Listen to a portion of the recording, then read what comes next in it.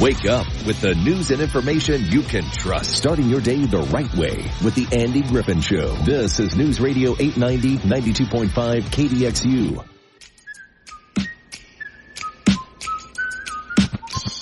Hey, good morning to 909 on KDXU. I'm Andy Griffin. Had some fun guests this week, including Congresswoman Celeste Malloy yesterday, and we talked with Adam Snow. Dave Romer was here, Sean Christians.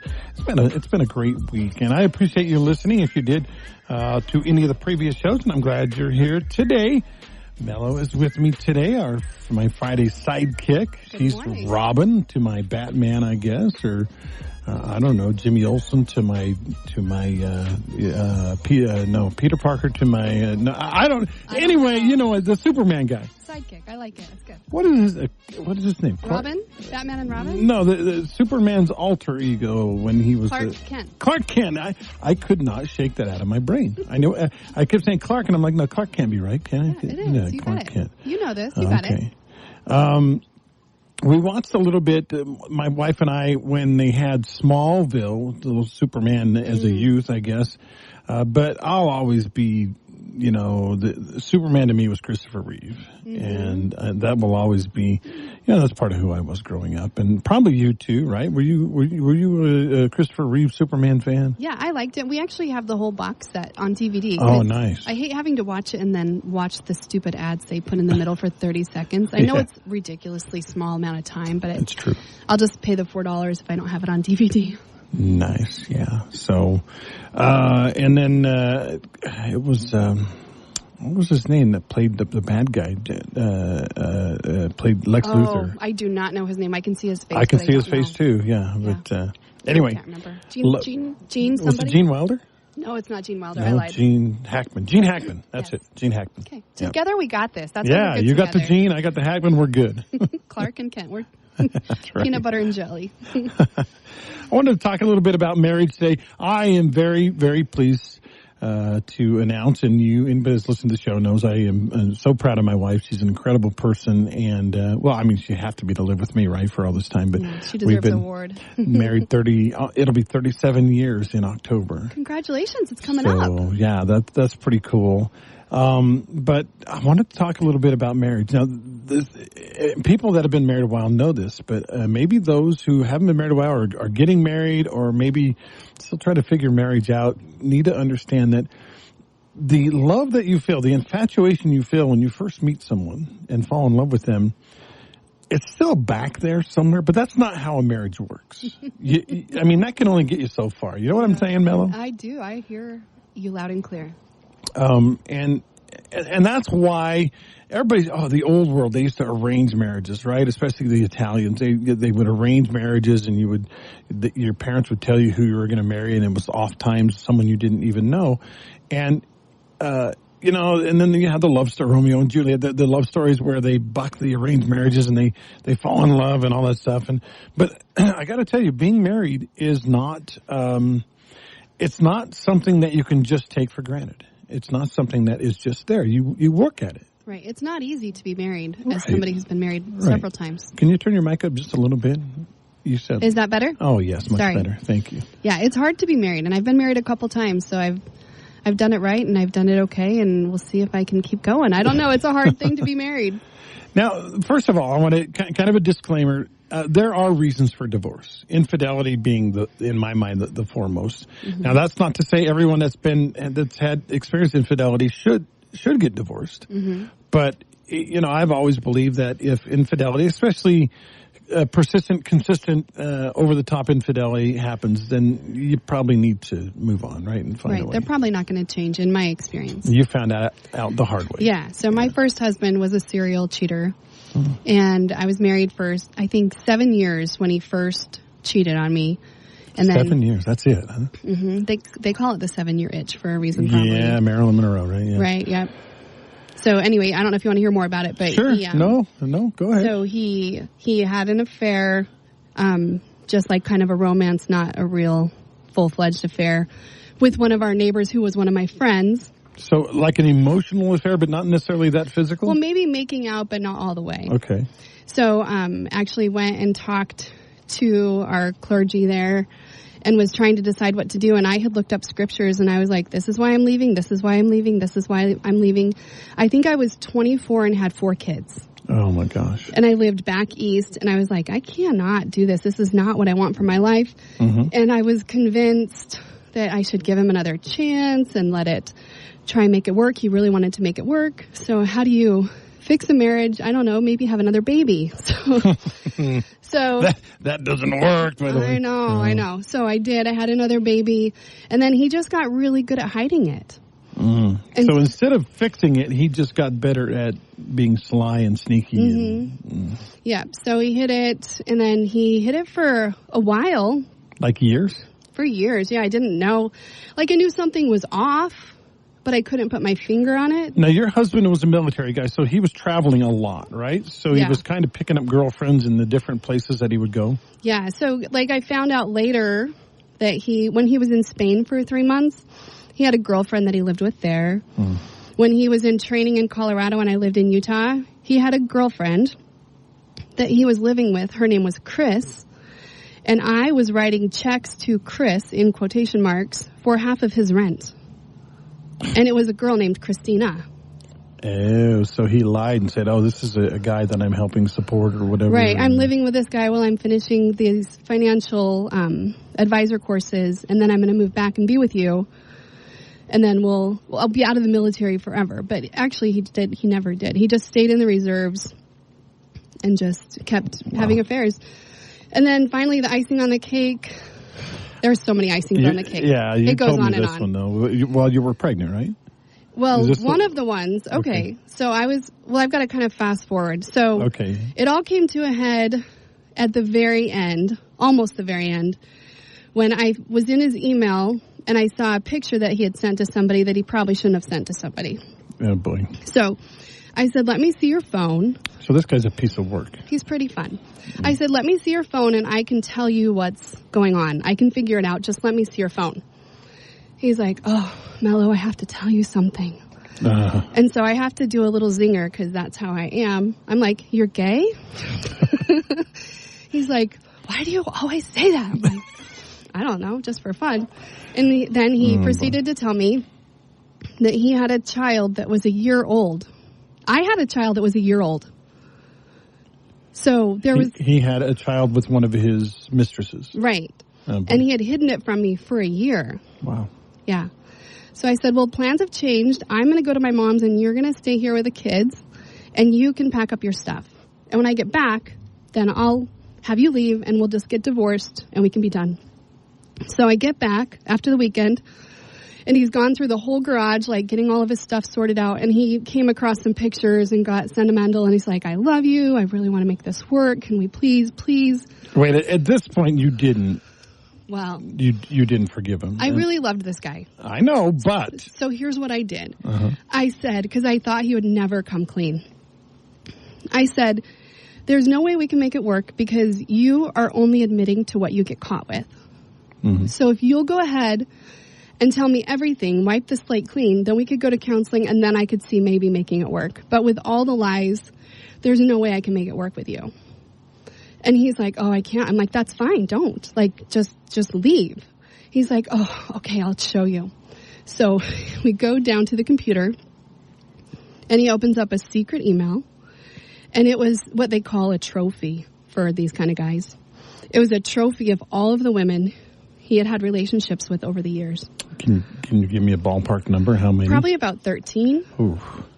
In 20 years? That was probably like 15 years, 16 years. 15, 16, yeah, wow. Yeah, but I found out there that he had a relationship, an affair with one of my best friends in another state. One of my family members. No. Yeah, so I had to tell the other family member, and that was another big... Awkward. Yeah, it was awkward. Mm-hmm. And so then we gave it one more try, and I even let him see his child that he had with this other person. And what he would do, so I moved back to Colorado with him. I'm like, if you cheat on me one more time, you have to move me back to Utah and let me have a divorce in Utah. So he said, okay, I'm not going to cheat on you. Yes, come back. We'll live here. It'll be great.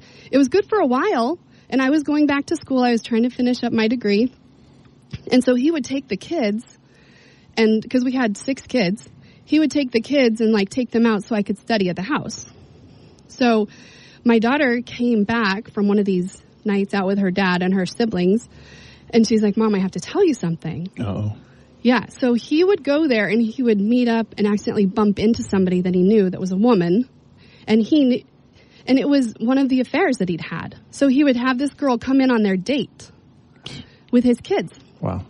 Yeah, so anyway, it was not fun, and I'm very lucky to be out of that situation. So finally, that was the straw that broke the camel's back pretty much, and I was like, hey, wow. I'm out. You can have all your other kids and all your other lives and wives. You endured a lot. Some would say maybe too much. Maybe you should have kicked him to the curb, earlier. But right. I'm glad you did it, at least finally. Right. Come to your senses. It's hard when you have 6 kids. Yeah. You don't have an education. You've been a stay-at-home mom for 20 years. Yeah. What do you do? Oh, yeah. Like, you're kind of like, I take this or I don't take this. Can I make it? But I made it. And he always told me he was holding me back, and I never, ever believed it until I got out on my own, and I can do so much more. He was. Yeah. So in the news, speaking of divorces, J-Lo and Ben Affleck are breaking up. Their marriage is over after it was only a couple of years old. But talking about divorce and thinking about your divorce and J-Lo and Ben's, or what they call him? Benifer, yeah, that one. You're like, man, the whole world's getting divorced. But I found an article online. This is pretty cool, talking about marriages, high-profile Hollywood marriages that have actually lasted. Oh, some good news. Thank you. Yeah, so I got a few.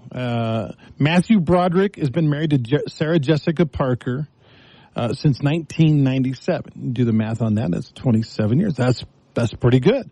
I didn't realize they were married. Okay. Yeah.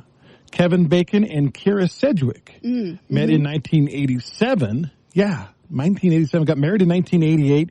They have been married the same amount of time as my wife and I, 36 years. Nice.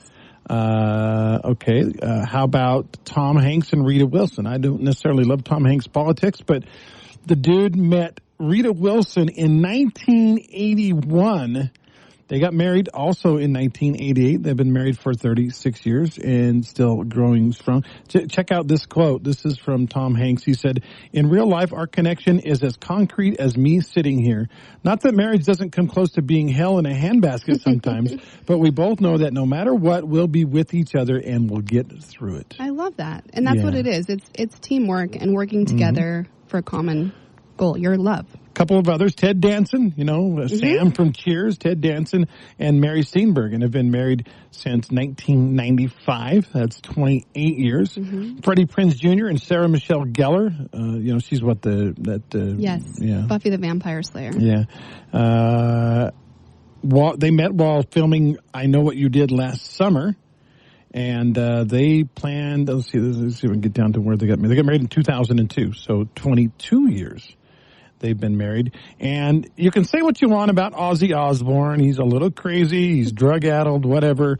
But Ozzy has stayed by Sharon's side, or maybe the reverse is true. Sharon has stayed by Ozzy's side since the 1970s. They've been married for 40 years.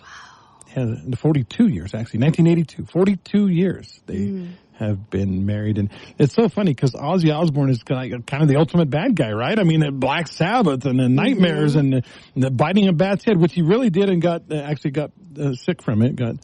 Yeah. Oh, I didn't know that. But, on stage, somebody threw a bat on stage. He bit its head off. And this is a real story. You don't eat a raw animal. And he got sick and got taken to the hospital after the concert. Anyway. That's disgusting. And one more, two more. David Beckham and Victoria Beckham have been married since the late 90s. And the last one, Tim McGraw and Faith Hill. You might call them the first couple of country music right now. Tim McGraw and Faith Hill have been married since 1996. Yeah. 28 years they've been together. They have 3 daughters, Gracie, Maggie, and Audrey.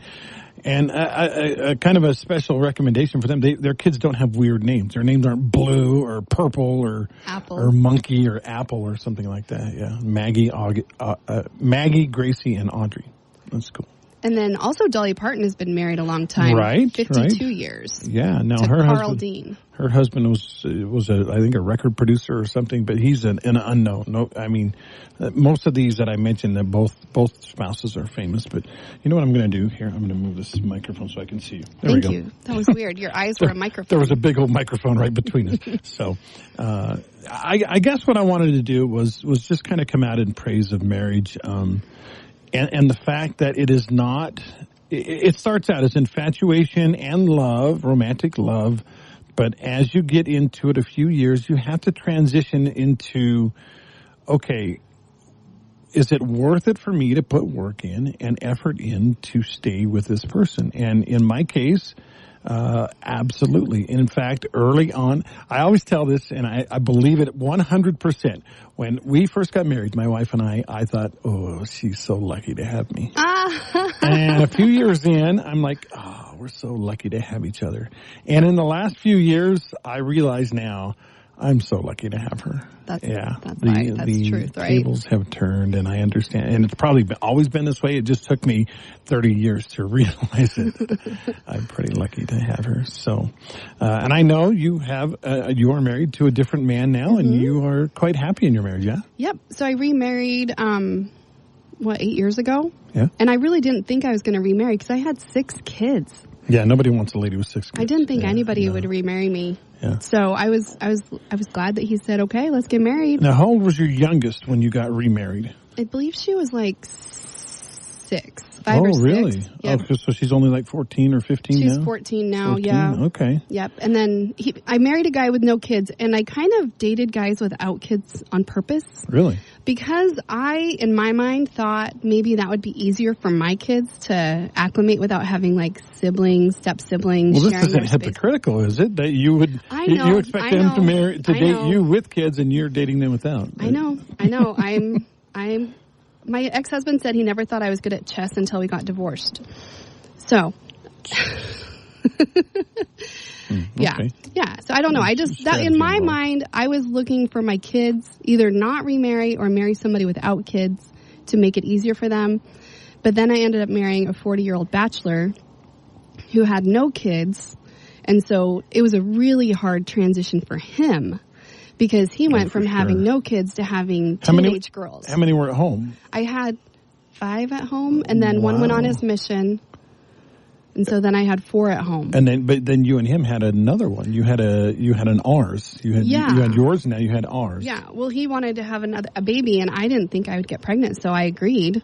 And then I was pregnant in 2 weeks. How old were you? I was 40. I was 41 when he was born. Wow. Yeah, so I was surprised. And now you can't imagine life without him. No, he's the best. We love him so much. He's really like the glue for all the kids to like have something to love that's from both of us. So that's pretty cool. Yeah, it's pretty special. That's pretty cool. My wife and I talk about this a lot. Our friends of ours get divorced. We see people get divorced. I have a friend who was divorced recently, and I was kind of beside when they were going through troubles. He came to me a few times. He's like, "What should I do?" I'm like, "You've got to fight for your marriage. You've got to put the effort in." And I'm like, "I mean, was there cheating? Did anything?" He said, "No, nothing bad happened. We just aren't getting along." Mm. And I said, "You've got to put an effort in. Whatever it is that you're fighting about, find a bridge, build a bridge, and figure out how to resolve it together." I'm not saying he's wrong. I'm not saying she's wrong. I'm saying maybe you're both wrong. Maybe neither one of you is wrong. But find a way to bridge that gap. Yeah. And sadly, within 6 months after that, they announced he moved out, and they announced they were getting divorced, and it broke my heart because there was a child involved, and they had they had a lot going for them. Mm-hmm. And all it would have taken, in my opinion, now I wasn't there on a daily basis. I wasn't in their home on a daily basis. I wasn't there while they were fighting. But in my opinion, all it would have taken was a little more effort on both their parts. Yeah. And they'd still be married. And that kid would still have a dad at home. I know. That's what's so sad. Dave gave me really good marriage advice. Dave here at the studio. Yeah, Dave Hyatt. Yeah, Dave Hyatt. Yeah, because it's a second marriage, and it's challenging because I want to control what's going on with my kids, but then he wants to stay, so it's really hard to navigate that as a step family. And so he just told me to not let everything bug me and not let it be a fight. So if my husband says something that I don't agree with, but he's still doing what I want him to do or what we agreed to do, then don't nitpick at how he's doing it and just let that go. So that's been really helpful. They say in every couple there's someone who loads a dishwasher perfectly, neatly, and orderly, and another person who loads a dishwasher as if it's a pile of junk out there in purgatory. I'm guessing in your family you are the one that loads the dishwasher perfectly and neatly, and he's the one that does load it occasionally, but not the way you want it.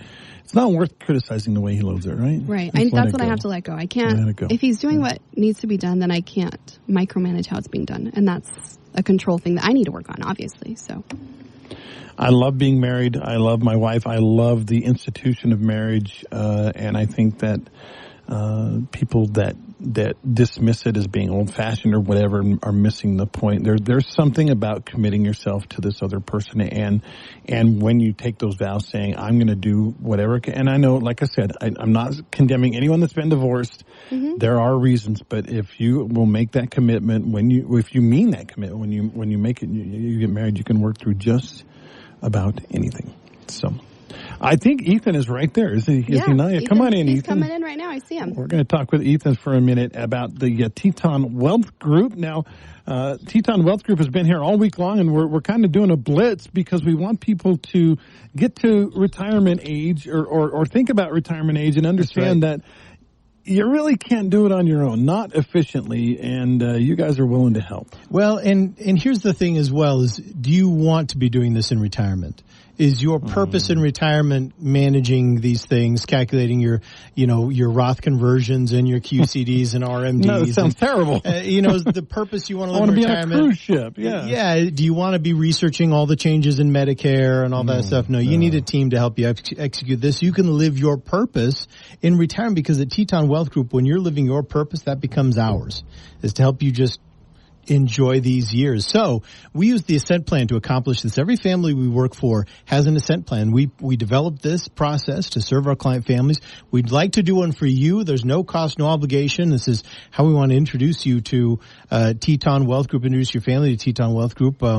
We're a presence here in Utah's Dixie for a long, long time. Mm-hmm. We just really wanting to kind of get out and get a little more exposure. We're right over here on 30s, just north of the Sun Bowl there in the Hinton Burdick building, if you know where that is. I've been there a few times. And so it's, a lot of people use that firm. So call right now, 435-255-6331. That's 435-255-6331. Let's do an Ascent Plan for you. It covers your income plan, your investment plan, your tax plan, your healthcare plan, your estate plan. We sit down, we walk through all those areas. We show you in each category what you're doing well, what needs work, and a couple of tasks we think will move the needle for you. And then you take that home. There's no cost, no obligation. If you want to work with us past that, great. If not, all of that's going home with you. And I know it's going to bless your life. Included in the Ascent Plan is a copy of our book, How to Retire Without a Financial Advisor. So whether or not you're going to work with us long term, you're going to have the tools that you need in a way that you never had them before. Because remember, having there are a lot of great firms that can get you a conservative portfolio, and that feels good, but that's only 1/5. Only 20% of a real retirement plan. So make sure that you get the other 4/5 in place. 435-255-6331. We're just doing our last couple this week. 435-255-6331. No cost, no obligation. Ethan Miller from the Teton Wealth Group, and I can tell you, folks, I've been in there. I sat down with the guys. They put together an Ascent Plan for me.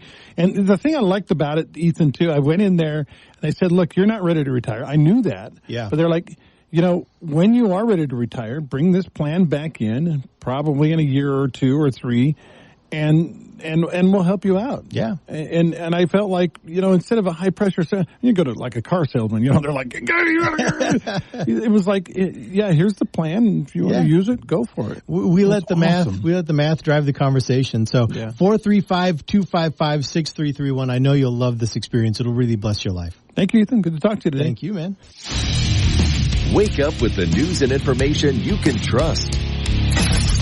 This is the Andy Griffin Show on News Radio 890, 92.5 KDXU, Southern Utah's News Talk leader.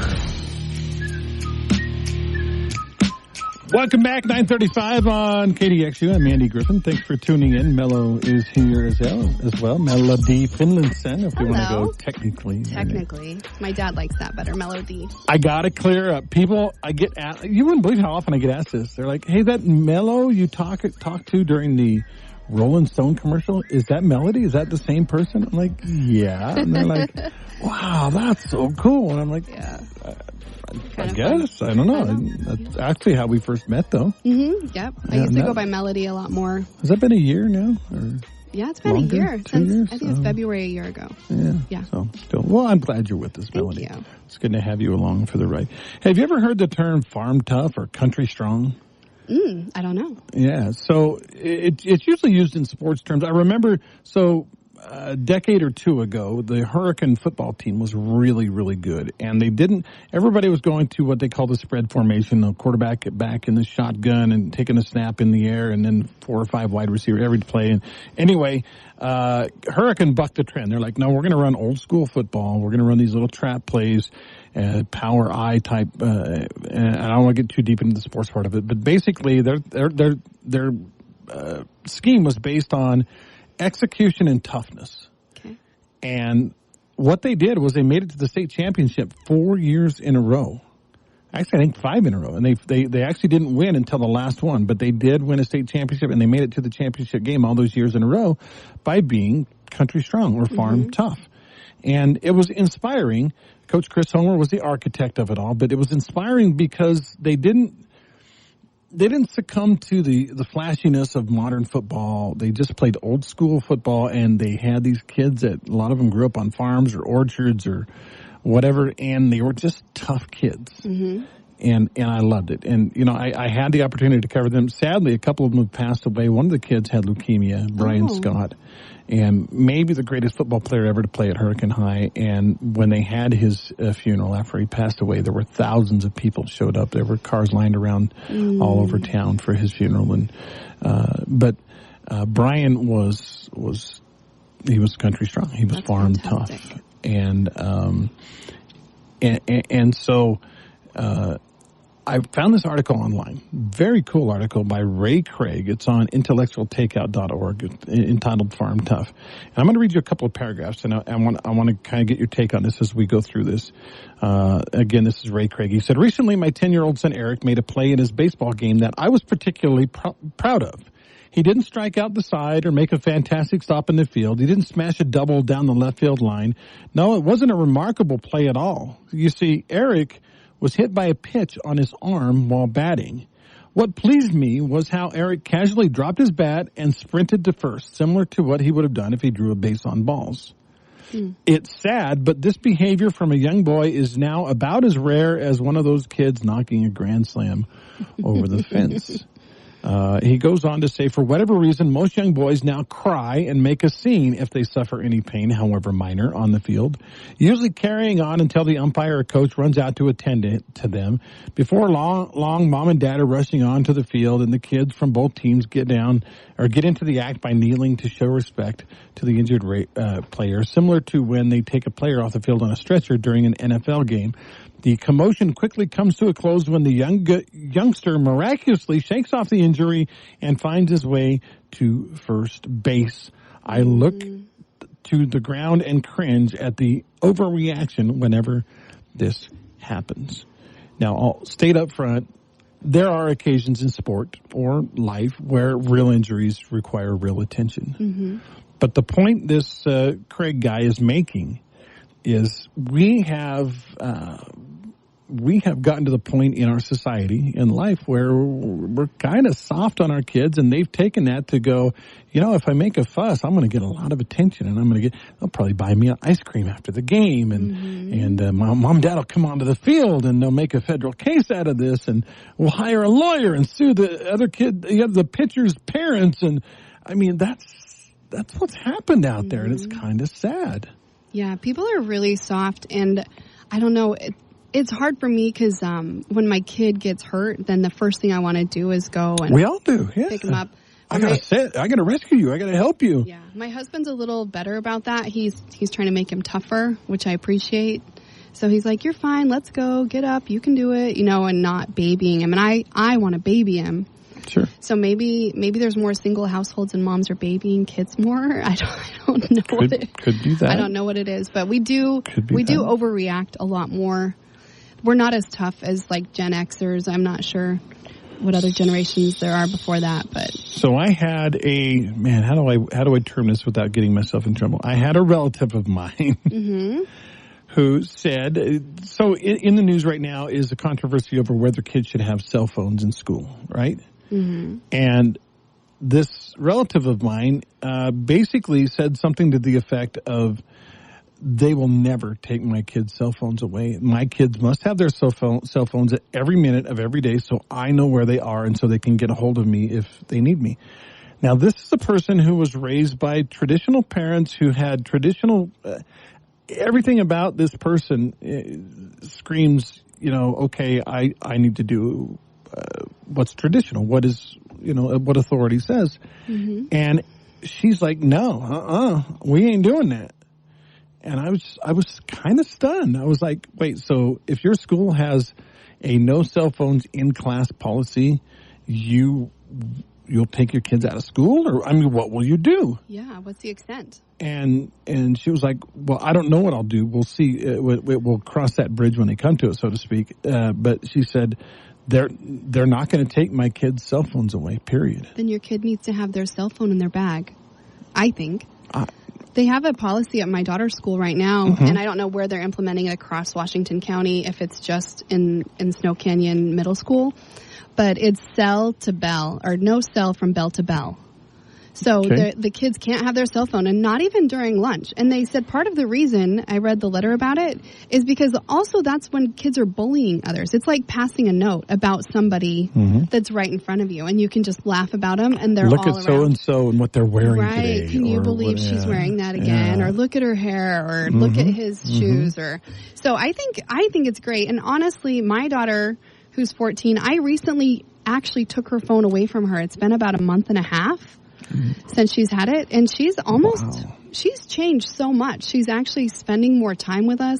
Before, she was always scrolling. So your 14-year-old right at this moment does not have a phone? No. Wow. No, it's challenging because she would like me to come pick her up, but I can't pick her up because she can't text me. Yeah. So she has to walk home. We live really close to the school, so it's okay. But I think that it's helping a lot. And I have a house phone, so she can call her friends or call me from home if she needs to. So it's making a big difference. And I'm going to maybe give it back to her, but in increments. I talked with her therapist about this, and we're going to just give it back to her in the evenings for like 2 or 3 hours and limit the time. And she's not allowed to have it in her room either, period. So we're really coming down on it. It's better for her mental health to not have the phone.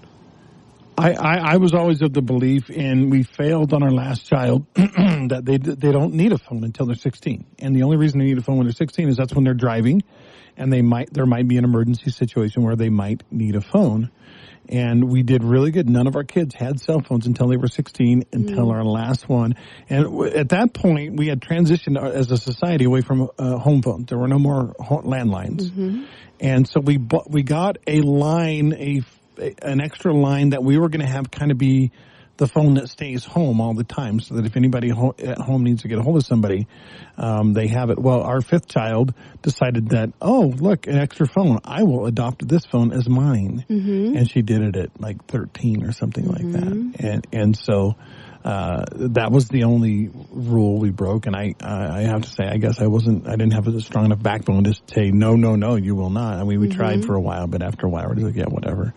So, but not to make this totally about phones, but I do think that parents need to have a backbone, and I think we did a good job, and I think a lot of parents are trying very hard to make sure their kids understand that phone is not something they should be looking at 24/7. Right. We had a rule in our house: at bedtime you docked your phone, you charged your phone out in the living room. and you couldn't take it into your bedroom with you. Mm-hmm. Yeah. And I feel like that was fairly successful. I also made my kids sign a contract. I said, when they did turn 16 and we got on the phone, I put a contract and said, you will not use the phone for this, this, this, and this. You will park your phone every night out here on the dock. If you break these rules, your phone will be taken away.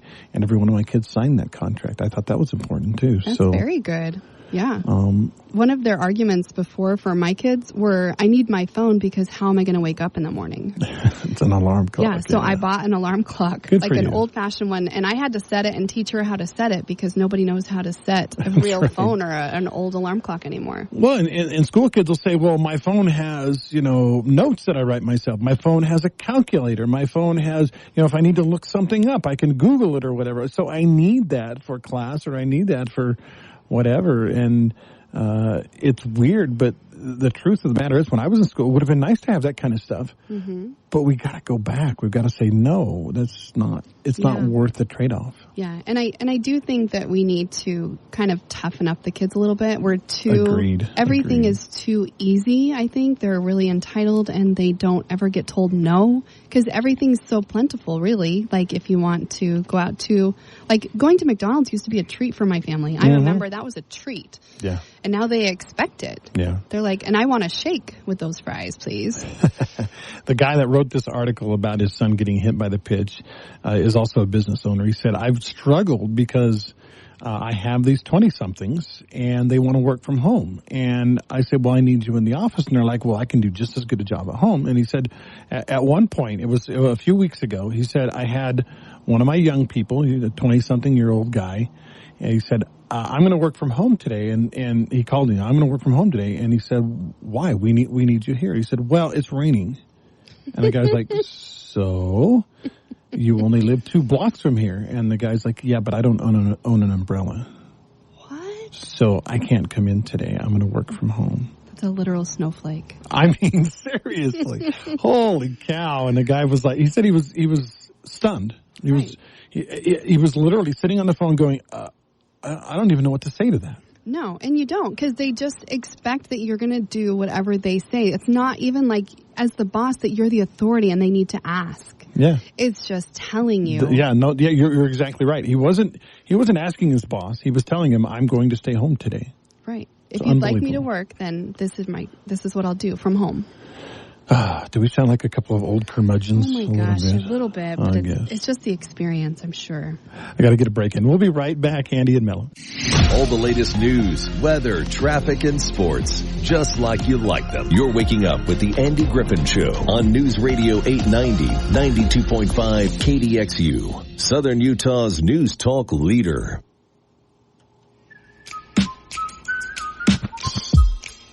All right, welcome back. I'm Andy, 950 on KDXU. Melo, this is a little bit controversial, what I'm going to talk about here for a second. Fun. But I feel like I need to talk about it. We're going to talk politics for a second.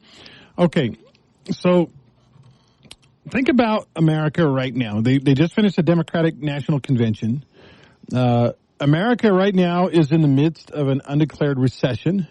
Most American people are fed up with Biden's proxy war with Russia in Ukraine, also fed up with the whole Israel-Hamas thing. A large percentage of the U.S. population is opposed to, or most Americans are thoroughly disgusted with Biden's open borders policy that has facilitated the invasion of tens of millions of illegals and tens of thousands of violent criminal illegals into our country. Plus, Donald Trump survived an assassination attempt, giving him victimhood status, which in today's America is a very desirable commodity. At the time of the assassination attempt, he gave the appearance of strength and leadership. So he got up, raised his fist and said, stay strong and fight. And America, Ronald Reagan was attempted assassination of Reagan, and he was elected twice in blowouts. So it seems like everything is pointing to Trump winning. Right? He's got it's a slam dunk, right? He's a shoo-in, a piece of cake, right? I think so. They didn't even want Kamala. Well, here's the problem.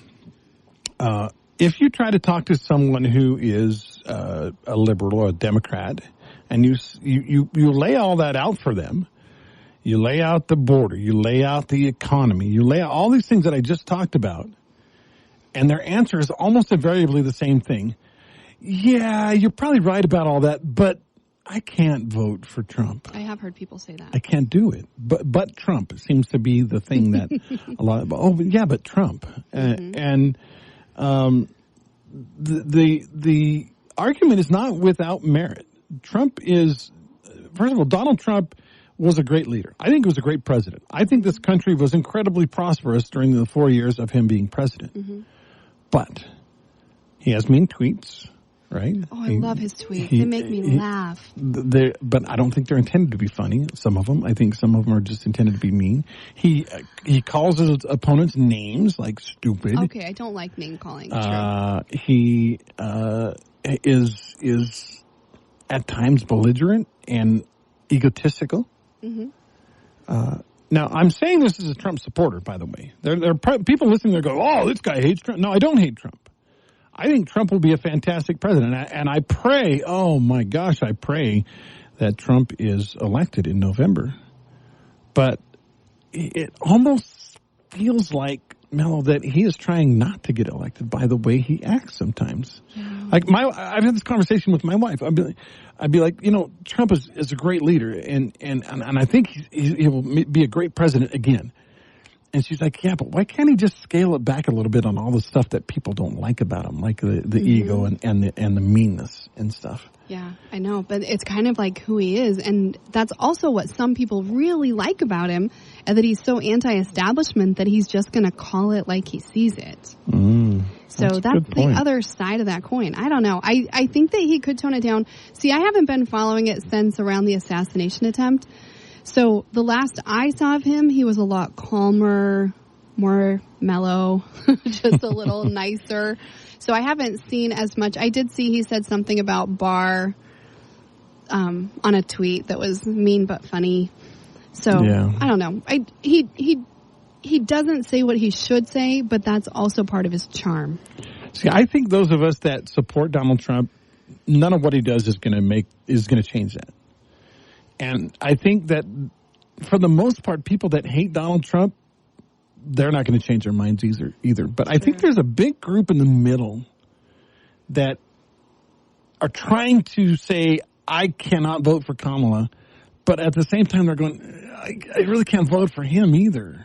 Right. And those people are up for grabs. And Kamala, as wicked, I think she's wicked. As terrible as she is, she kind of threw a little olive branch out there to the people in the middle, saying, "Come on over to my side. I can help you out."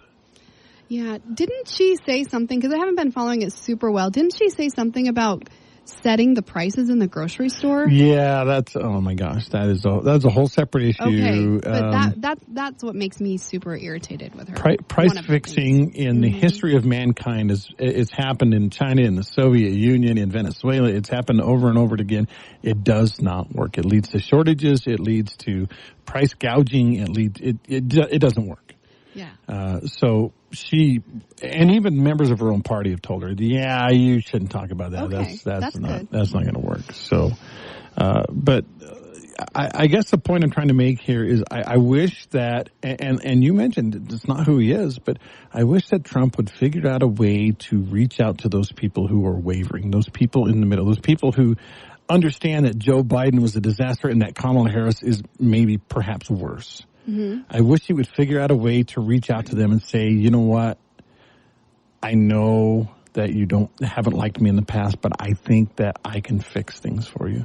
I mean, it's so obvious. You look at the economy and what's happened the last 4 years compared to where it was 4 years ago. You look at all the things that are in Trump's favor. It should be a landslide. It should be easy, but Trump's not making it easy. I don't think. So I have a quick question. I don't know if you can answer it just to kind of like help me understand. Okay. How did it work out that Biden was the nominee and then he just assigned somebody else the nominee? Did all the delegates just vote for Kamala because he said to? Or how did that work? I don't understand. Well, if you ask Politico experts like Jimmy Keston, people who follow it very closely, you will see that what they did was not the way it's written. It was illegal. Okay. He should not have been able to just give it to her. All the delegates had already voted for him. He can't give the delegates to Kamala. It doesn't work that way. It's never worked that way. Okay. But he did. He can't give the money that he fundraised for him to be reelected. He can't give that to Kamala to help her campaign, but he did. How? I need to understand. How are they going against all the rules and having it still work? I don't get it. I don't know. I don't know how they're getting away with it, but they are. But the thing that we've learned about the Democrats and the liberals is they will speak falsehoods. They will talk illegalities, things that are wrong. And if they say it enough times, it's like the old George Costanza quote, "It's not a lie if you believe it." And they say it enough times and they believe it, and then it becomes truth, or it becomes legal, or it becomes okay. Yeah. I just don't understand how there's like a set law. You do this and then you do this, and then that's who the delegate is. But then they can just change it because they decide to. I don't understand how that would work if you're a Republican. It's not supposed to, but somehow they get away with it because they say so, and there it is. There you go. So I did get a tweet. If Trump could just speak on policy and how to rein in inflation instead of his same old talking points, he could gain more traction. That's exactly what I'm talking about, and I appreciate the tweet again, or the text rather, confirming what I've kind of been trying to get at here is I think it's there for the taking. I don't think Kamala Harris really has done herself any favors and stuff about price fixing and, saying that I'm going to fix the economy. The one that you created, you mean? That one? That's not working either. Yeah, they've been saying that they are trying to recover from COVID. They're calling it the COVID inflation problem now. they're trying to spin it. Yeah, and COVID, yeah. It's unbelievable. And the border thing, I mean, what American isn't concerned about what's happened at our border and the millions of illegals coming across, and it's changing the face of America. And Kamala was the border czar. She was in charge of the border. I mean, President Biden appointed her. You're in charge of the border. Do something about it. She didn't do anything about it.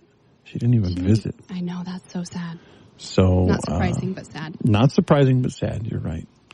So I think there's a golden opportunity for Donald Trump to catch. There are going to be Trump haters that will never change their mind. There are going to be Trump lovers that never change their mind. There are some people in the middle, though, that right now the opportunity is there for Donald Trump to get those people on his side. Yeah, I hope it happens. Yeah.